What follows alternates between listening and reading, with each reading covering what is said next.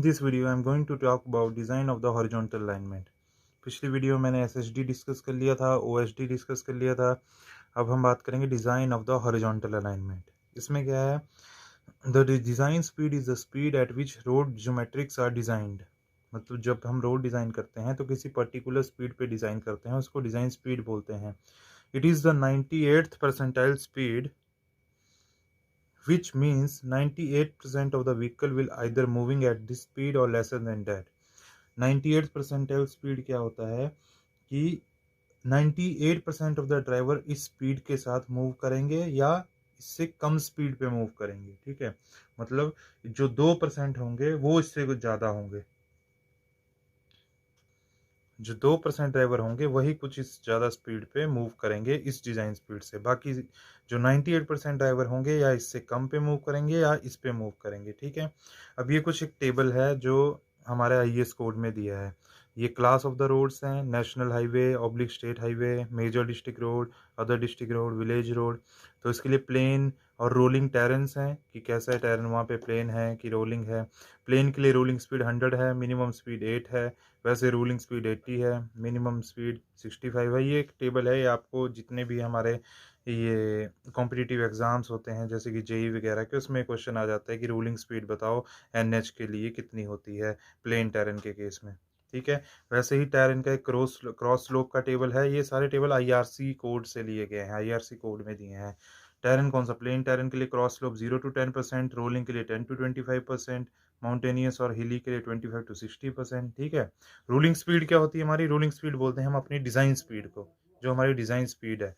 और एक होती है हमारी मिनिमम स्पीड.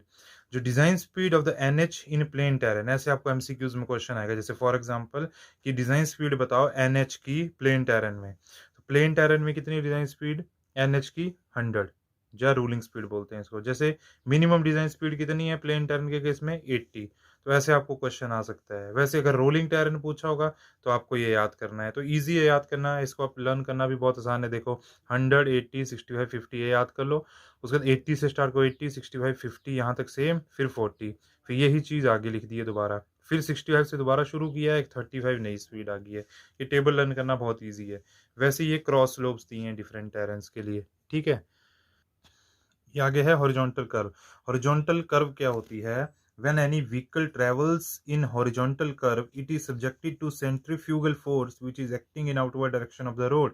जब भी व्हीकल कर्व पे मूव करता है, जो भी हॉरिजॉन्टल कर्व हमारे मोड होते हैं या हॉरिजॉन्टल कर्व है, जो व्हीकल उस पे मूव करता है तो क्या होता है? सेंट्रीफ्यूगल फोर्स एक्ट करती है व्हीकल पे, वो भी आउटवर्ड डायरेक्शन में. जरूरी नहीं है व्हीकल ही, अगर कुछ भी कोई भी चीज़ है वो सर्कुलर पाथ में या फिर कर्व में मूव कर रहा है तो उस पर सेंट्रीफ्यूगल फोर्स एक्ट करती है. आपने +2 क्लास में पढ़ा होगा. तो देखो कैसे एक्ट करेगी. अब देखो, effect of the centrifugal force on vehicle if there is no super elevation provided. Super elevation क्या होता था? पिछली क्लास में सर्वेइंग में पढ़ा हमने. सुपर एलिवेशन क्या होता है? सुपर एलिवेशन होता है जब आप पाथ आउटर एज को रेज कर देते हो. वो क्या होता है वो अभी हम नेक्स्ट वीडियो में आगे इसी वीडियो में आगे देखेंगे कि होता क्या है सुपर एलिवेशन. बस इतना ध्यान में रखो कि आउटर एज को रेज करते हैं. अगर रेज नहीं करना है आउटर एज को तो उस केस में क्या होगा? देखो, जैसे अगर हमारा मान लो में ये हमारी हॉरिजॉन्टल कर्व है, ये आउटर क्या है? आउटर ये आउटर स्पेस है, ये इनर है. यहाँ पे इनर व्हीकल का इनर टायर होगा, यहाँ पे आउटर टायर्स होंगे. मतलब ऐसा शो किया हुआ है, ये आउटर ये इनर, ये अंदर वाली साइड है कर्व की ये. ठीक है, ये बाहर वाली साइड है. तो यहाँ से आपका व्हीकल मूव करेगा ऐसे कर्व में. ये व्हीकल मूव कर रहा है, फिर क्या होगा ये बताया है. अब ये देखो, इसका डायग्राम यहाँ शो किया है. इसमें क्या होगा? ये आपका व्हीकल है. ठीक है, आप बैक व्यू देखो उसका, पीछे से ऐसे दिख रहा है व्हीकल, ये आगे की तरफ ऐसे मूव कर रहा है, अंदर की तरफ, इसके अंदर की तरफ मूव कर रहा है. ये क्या है? व्हीकल के टायर्स हैं. तो जब भी हॉरिजॉन्टल कर्व में व्हीकल मूव करेगा तो जो यहाँ पे ए पॉइंट होगा जो आउटर तरफ पे होगा, उसके ऊपर ज़्यादा प्रेशर होगा, और जो बी इसकी तरफ कम होगा. ये तो आपको देख के लग ही रहा पता. जब आप ऐसे कर्व को अप्रोच करोगे, ऐसे व्हीकल मूव करेगा. अगर यहाँ पे कोई रेज नहीं किया है आउटर एज को, सेम सरफेस है ये और ये, तो ये जो ये वाला पोर्शन है, ये आउटर एज, ये जो बाहर वाला टायर का ये वाला टायर है, इसके ऊपर ज़्यादा प्रेशर होगा इस वाले टायर पे, और इस पे कम होगा. और अगर ये जीरो हो जाए, PB ये वाला प्रेशर जीरो हो जाए, तो ये क्या करेगा? टायर लिफ्ट अप कर जाएगा. मतलब ये एक तरफ से उठ जाएगा, इस साइड से गाड़ी उठ जाएगी दूसरी तरफ को और टॉपल कर जाएगी. तो मतलब क्या होता है आपका, यहाँ पे प्रेशर ज़्यादा होता है, यहाँ कम होता है। और ये पी बी ज़ीरो कब हो जाता है प्रेशर, जब आपकी हॉरिजॉन्टल कर्व बहुत ज़्यादा है और आप ज़्यादा स्पीड पे अप्रोच कर रहे हो, तो उस टाइम पे आपकी व्हीकल ओवरटर्न हो जाता है। तो अब देखो, इस केस में यहाँ पे प्रेशर ज़्यादा है, P A is greater than P be on the verge of the overturning. ये पी ए इसका प्रेशर है, पी बी इसका है। डब्ल्यू सेल्फ वेट है व्हीकल का, पी सेंट्रीफ्यूगल फोर्स है। और ये जो एफ डब्ल्यू है ये क्या है, एफ डब्ल्यू बताया था मैंने पहले, फ्रिक्शनल फोर्स। क्या होती है ये, mu into N, normal force into coefficient of friction, coefficient of friction F, W क्या है, नॉर्मल फोर्स। तो ये इसको बचा रही है, सेंट्रीफ्यूगल इस तरफ को लग रही है, ये इसकी लेटरल जो ये फ्रिक्शन फोर्स इसको बचा रही है।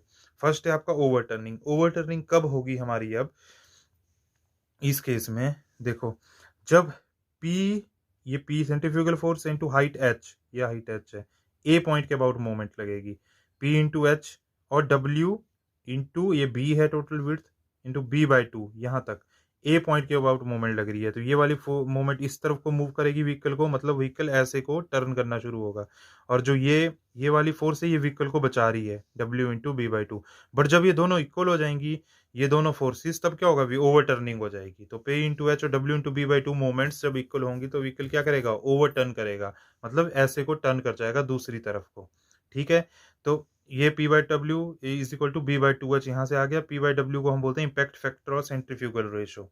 तो जब ये दोनों इक्वल होंगे तो ओवर टर्न करेगा। बट ये जो W इंटू B/2 है, W इंटू B/2 वे इसको बचा रहा है। ठीक है, और ये इसको क्या कर रहा है, व्हीकल को ओवर टर्न करवा रहा है। वैसे ही सेकंड केस है लेटरल स्कीडिंग। लेटरल स्कीडिंग कब होगी, लेटरल स्कीडिंग मतलब P is equal to, P इस तरफ लग रही है फोर्स, FW इस तरफ को लग रही है फ्रिक्शनल फोर्स, तो ये दोनों आपस में क्या हो जाएंगे, equate. P is equal to FW, यहाँ से P/W is equal to F। तो मतलब जब P इसके इक्वल हो जाएगा तब आपकी लेटरल स्कीडिंग होगी। नहीं तो अगर ये ज्यादा है और ये आपकी P फोर्स कम है, तब क्या होगा, ये ज्यादा है अगर, तो तब हमारा स्किड नहीं हो पाएगा। लेटरल मतलब इस डायरेक्शन में, ये आपका व्हीकल ऐसे मूव कर रहा है, ऐसे को, ये व्हील्स हैं, तो इस डायरेक्शन में जो स्कीडिंग होगी, इस डायरेक्शन में, वो लेटरल हुई। और दूसरी डायरेक्शन में जो आगे की तरफ, वो लॉन्गिट्यूडनल होती है, तो आपकी लेटरल स्कीडिंग। अब देखिए, ये कुछ नोट है टू अवॉइड ओवरटर्निंग। अगर ओवरटर्निंग अवॉइड करनी है आपको तो क्या करना पड़ेगा, P into H, P into height h should be less than W into B/2। ठीक है, ये वाली मोमेंट है, ये ज़्यादा होनी चाहिए, W इंटू B/2 ये ज़्यादा होनी चाहिए, और जो ये इसको मूव करा रही है ये कम होनी चाहिए, तभी अवॉइड कर सकते हैं ओवरटर्निंग। वही लिखा है यहाँ से, P/W is less than B/2H आ गया। P/W क्या है, हमारी सेंट्रीफ्यूगल रेशो और इम्पैक्ट फैक्टर बोलते हैं इसको। वैसे to avoid skidding, skid avoid करने के लिए क्या होगा, P is equal to WF पे हमारा स्कीड होता है, तो P जो WF है हमारा वो ज़्यादा होना चाहिए, ये वाली फोर्स हमारी ज़्यादा होनी चाहिए, तब जाके देखो WF ज़्यादा है, तब हमारी स्कीड अवॉइड हो सकता है। ठीक है, वैसे टू अवॉइड बोथ, अगर बोथ अवॉइड करने हैं तो उसका क्या मतलब है, देखो यहाँ से आप रिलेशन निकाल सकते हो। टू जब दोनों को अवॉइड किए तो P/W हमारा कम होना चाहिए, तो अगर बोथ अवॉइड करने हैं तो P/W should be less than minimum of these two. अगर इन दोनों में सबसे कम ले लेंगे हम तो दोनों खुद ही अवॉइड हो जाएंगे। ठीक है, P/W तो हमारा कम होना ही चाहिए। नेक्स्ट है हमारा to vehicle skids prior to overturning. अगर हमारा व्हीकल हमारा स्किड कर जाता है ओवरटर्न करने से पहले, मतलब उसका क्या मतलब है, P/W is greater than F, मतलब F से ज्यादा है, P/W हमारा ज्यादा है F से, तो इसका क्या मतलब P ज्यादा है WF से, P ज्यादा है हमारा, P ज्यादा है इससे, तो मतलब स्किड कर जाएगा, बट लेस देन B/2H, मतलब इससे कम है, बट अवॉइड ओवरटर्न नहीं करेगा। तो यहाँ से ये हो गया vehicle skids prior to overturning. ठीक है, similarly vehicle overturn prior to skidding, ये भी वैसे हो जाएगा आपका। देखो P/W इज, अब इसका क्या मतलब है, देखो P/W is greater than B/2H, अगर ये ग्रेटर हो गया तो क्या होगा, तो ओवरटर्न करेगा, और लेस देन F है तो नहीं करेगा। यहाँ से रिलेशन आप निकाल लो। और जो P होती है हमारी सेंट्रीफ्यूगल फोर्स, आपने पढ़ा होगा पिछली क्लासेस में, +2 +1 में, mv²/gr होता है इसका फॉर्मूला। m क्या है हमारा, जो सेल्फ W लग रहा है, ठीक है, g v²/r, यहाँ से इसको सॉल्व करोगे P/W आ जाएगा हमारा v²/gr। ठीक है, m होता है हमारा जो मास लग रहा है, सेल्फ वेट। ठीक है, P/W v²/gr, P/W हमने बोला था सेंट्रीफ्यूगल रेशो और इम्पैक्ट फैक्टर होता है। पिछली, ये बहुत इंपॉर्टेंट क्वेश्चन है MCQs के लिए, कि इम्पैक्ट फैक्टर कितना होता है या सेंट्रीफ्यूगल रेशो कितनी होती है। ऑप्शन दिए होंगे आपको, V³/gr, v²/gr, तो आपको टिक करना होगा v²/gr। ठीक है। अब एक नोट लिखा है कि when there is no super elevation provided then there will be the formation of ruts on the outer edge of the road. अगर आप सुपर एलिवेशन नहीं प्रोवाइड कर रहे हैं तब क्या होता है, रट्स और डिप्रेशन बन जाता है आउटर एज पे। क्यों? ऐसे आपकी कर्व है, व्हीकल बार बार ऐसे अप्रोच करेगा, अगर ज़्यादा स्पीड में करेगा तब तो आपका ओवरटर्न हो जाएगा, नीचे गिर जाएगा ना। बट अगर मतलब मिनिमम स्पीड पे अप्रोच कर रहा है तो क्या होगा, एक इस पोर्शन पे रट्स फॉर्म हो जाते हैं। रट्स मतलब डिप्रेशन, रोड में डिप्रेशन फॉर्म हो जाता है बार-बार जब टायर यहाँ मूव करेगा ज़्यादा। ज़्यादा प्रेशर ये इस वाले टायर पे होगा, इस पे कम होगा। तो आउटर एज पे क्या करेगा? रट्स फॉर्म हो जाएँगे और डिप्रेशन फॉर्म हो जाएगा। ठीक है? तो ये था हमारा केस जब हम सुपर एलिवेशन नहीं प्रोवाइड करते हैं। उस टाइम पे क्या होता है? अब नेक्स्ट जो मेरी वीडियो होगी उसमें हम डिस्कस करेंगे कि सुपर एलिवेशन कैसे प्रोवाइड करते हैं, क्यों प्रोवाइड करते हैं। इसमें क्या था, हमने कोई सुपर एलिवेशन प्रोवाइड नहीं किया है, नॉर्मल हॉरिजॉन्टल कर्व है आपकी। ठीक है?